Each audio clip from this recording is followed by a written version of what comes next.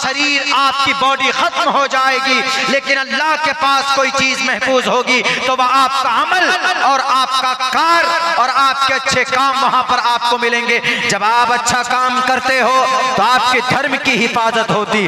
अगर मुसलमान नमाज पढ़ेगा जो शरीयत की हिफाजत होगी। शरीयत की हिफाजत के लिए कोई बंदूक लेके नहीं बैठना।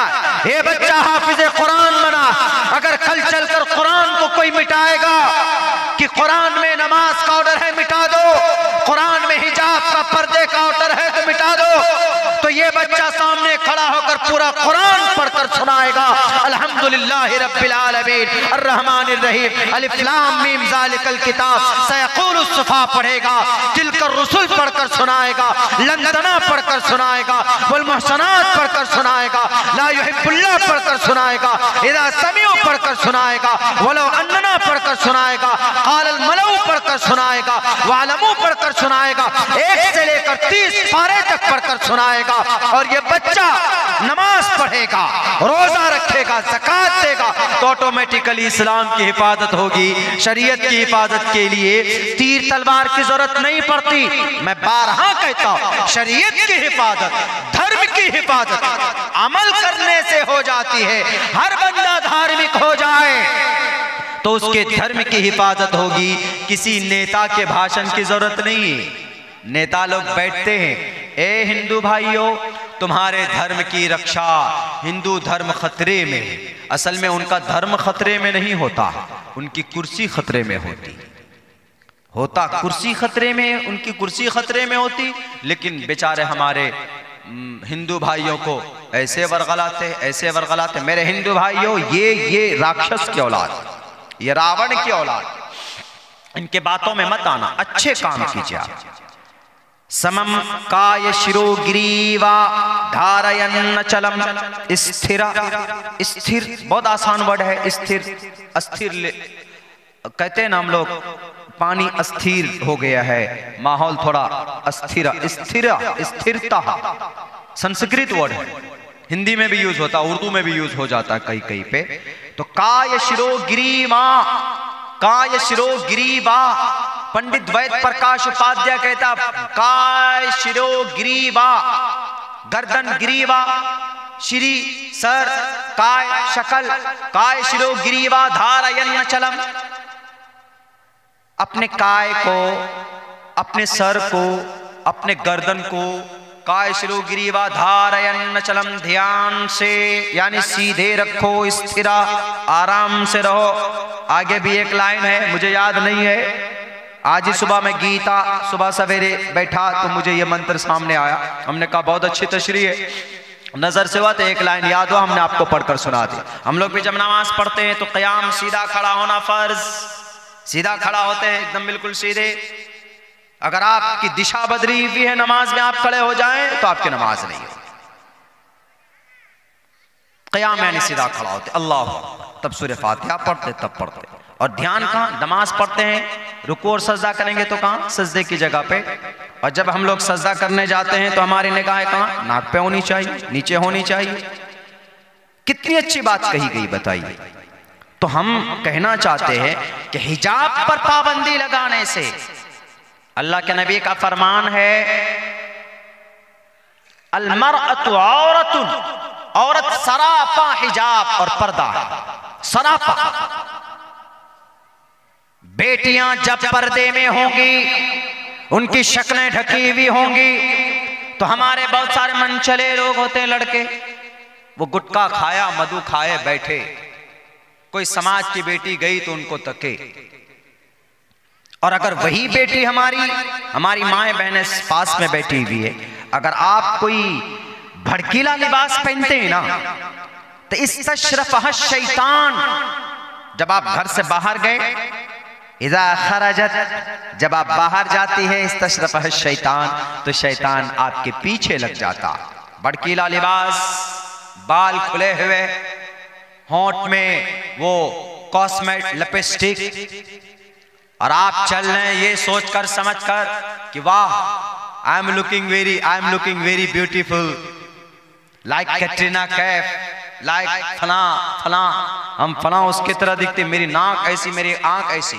अल्लाह करे कि अल्लाह आपको और ज्यादा खूबसूरती दे, आपकी आंखें अच्छी हो, आपके नाक अच्छे हो, आपकी पूरी शक्ल अल्लाह आपको और खूबसूरत बनाए। लेकिन अपने अगर आपकी शादी हो गई तो आप आपके शौहर के लिए, इसलिए अल्लाह का कुरान कहता है कि डोंट शो, डोंट डिस्प्ले।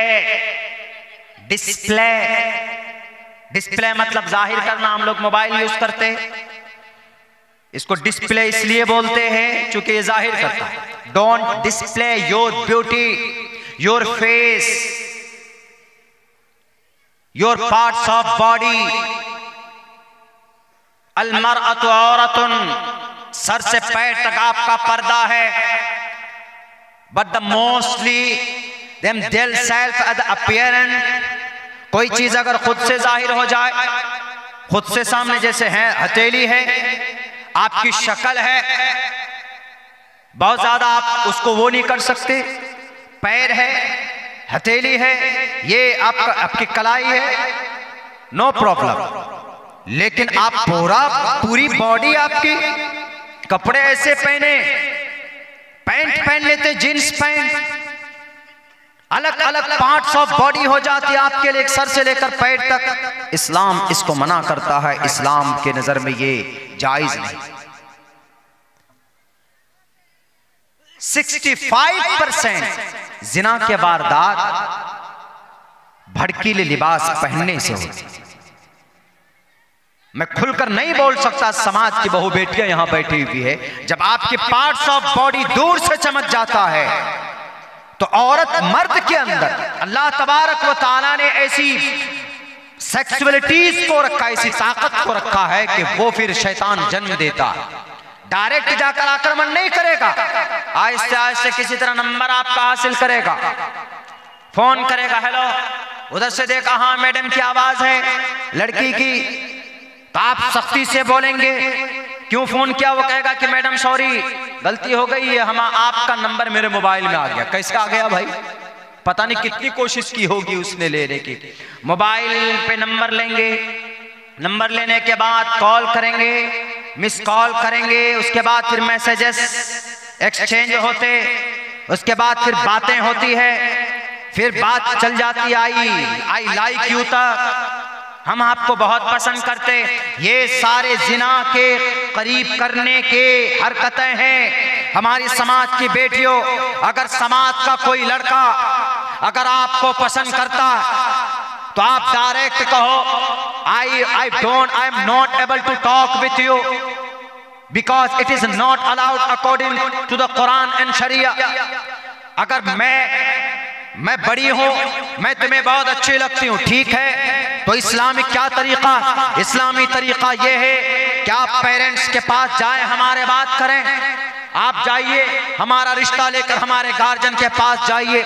या अगर कोई समाज की बेटी है, अगर वो रिश्ता करना चाहते हैं किसी मुस्लिम लड़के से, मुस्लिम ही लड़के से, नॉन मुस्लिम नहीं, तो अपनी बात गार्जियन के जरिए से रखे, लेकिन शादी में बात पेरेंट्स को सामने लाए बगैर आप खुद डिसीजन ले लेते हैं और कहते हैं कि जनाब हम तो बालिगा हैं या बालिग हैं। इस्लाम तो इजाजत देता, इस्लाम इजाजत देता है कि जब मियाँ बीबी राजी तो क्या करे काजी, ठीक है, लेकिन उससे पहले जो कुर्बत के लिए I like you madam, I miss you madam, उसके बाद लास्ट में बोल देते आई लव यू मैडम।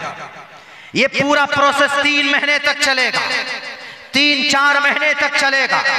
ये 3-4 महीना आपका बात करना, 1 सेकंड भी अगर आपने बात की, अगर लड़के ने लड़की से, लड़की ने लड़के से बात की तो हराम, नाजायज, इस्लाम में जायज नहीं। वला तक़रबुज़ ज़िना, ज़िना के करीब मत जाओ। अभी 14 जनवरी फरवरी को क्या मनाया जाएगा? Valentine's day.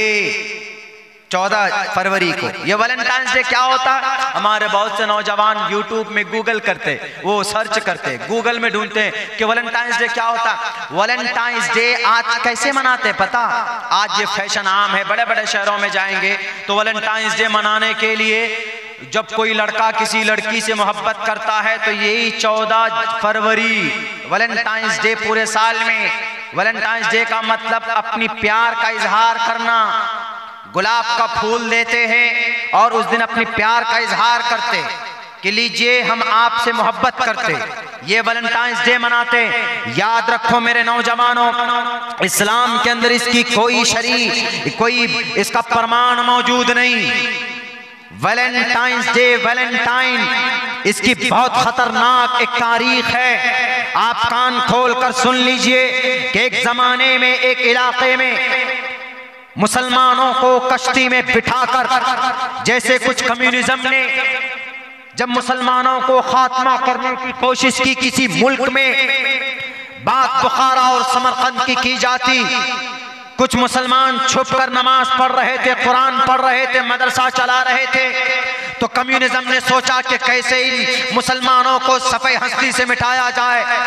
तो उन्होंने ऐलान कराया कि आज से लेकर from now and from today किसी मुसलमान को नमाज पढ़ने पर सूली नहीं दी जाएगी, कुरान करीम की तिलावत करने पर उसकी जुबान नहीं काटी जाएगी। बुखारा और समरकंद में कम्युनिज्म ने वहां के मुसलमानों के घरों की ईंट से ईंट बजा दी थी, मस्जिदें तबाह कर दी थी। लेकिन वहां जब ये नई साजिश, क्या वहां ऐलान कराया कम्युनिज्म ने बातिल ताकत ने के मुसलमानों तुम नमाज पढ़ो धड़ल्ले से, तुम रोजे रखो, दाढ़ी रखो। वहां के जो उलमा थे मजबूर हो गए थे अपनी दाढ़ी छील कर, दाढ़ी को खत्म करके जिंदगी गुजारने पर। लेकिन ये ऐलान किया गया तो 1 साल गुजर गया, मुसलमान खुलकर बाहर आने लगे नमाज पढ़ने के लिए, रोजा रखते थे खुलकर, चूंकि परमिशन दी गई। उसके बाद तमाम मुसलमानों को जमा किया कि कितने मुसलमान, गिना गया तो 15 से 20 हुए।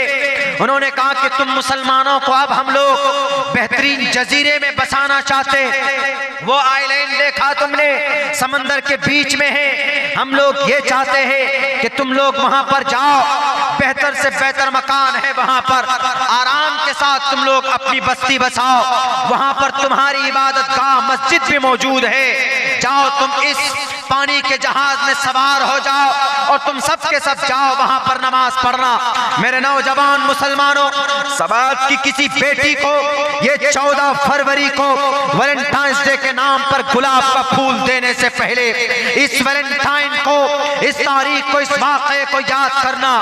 सारे मुसलमानों को कश्ती में बिठाया जाता है, रात का वक्त होता है, वो कश्ती को चलाया जाता है। जब वो समंदर के बीच में वो कश्ती पहुंच जाती तो उस कश्ती को वहां पर डुबो दिया जाता है, मार दिया जाता है। उन तमाम मुसलमानों को मारने के बाद ये लोग खुशियां मनाते हैं, शराब पीते हैं उस रात को कि हम बचे खुचे अल्लाह के नाम लेने वालों को हमने मार दिया।